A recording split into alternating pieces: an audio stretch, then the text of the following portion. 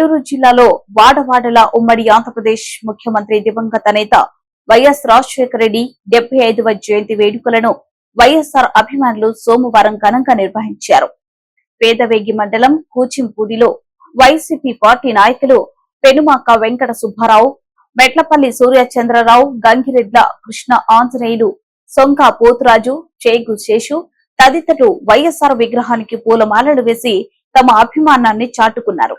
మహానేత ముఖ్యమంత్రిగా పరిపాలన చేసినప్పుడు బడుగు బలహీన వర్గాల అభివృద్ధికి ప్రవేశపెట్టిన ఆరోగ్యశ్రీ ప్రవేశపెట్టారన్నారు. రైతులకు ఉచిత విద్యుత్ అందించి వ్యవసాయ రంగానికి పెద్దపీట వేశారని కొనియాడారు.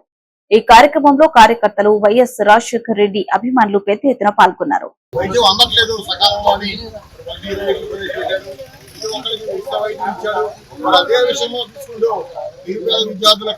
ఎస్సీ ఎస్టీ బీసీ మైనార్టీ ఓసీలో మైనార్టీస్ కూడా మరి చదువుకోవడానికి అవకాశం కల్పించాలని ఆ రోజున ఫీజు రీఎంబర్స్మెంట్ పెట్టాడు.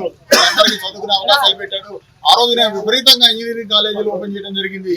అందరూ కూడా ఇంజనీరింగ్ గ్రాడ్యుయేట్లు అవడానికి ఇతర దేశాల్లో ఉద్యోగాలు చేసుకుంటారు. అక్కడ మంచి అవకాశం ఇచ్చిన వ్యక్తి వైఎస్ రాజశేఖర రెడ్డి గారు. మరి ఆయన జీవితకాలంలో ఓటమి ఎరిగిన నేత. మరి ఆయన జీవితకాలం మొత్తం 30 సంవత్సరాల రాజకీయ జీవితంలో ఏ రోజు కూడా ఏ ఎలక్షన్ లో కూడా ఓడిపోవడం జరగలేదు. భారతదేశ రాజకీయ చరిత్ర తీసుకుంటే ప్రతి నాయకుడు కూడా ఏదో ఒక ఎలక్షన్ లో ఎక్కడో చోట ఓడిపోయిన వాడే.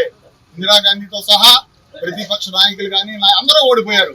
వైఎస్ రాజశేఖర రెడ్డి గారు మాత్రమే ఏ ఎలక్షన్ లో కూడా ఓడిపోకుండా నిలిచిన నేత.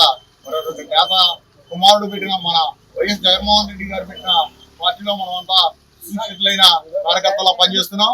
మరి వెళ్ళిపోవడంలో సహజం. ప్రతి ఎలక్షన్ లో వెళ్ళిపోవడాలు ఉంటాయి, అందరికీ ఉంటాయి. ఇంతకు ముందు కూడా మనం ఒకసారి ఓడిపోయాం. ఓడిపోవడం అనేది సమస్య కాదు.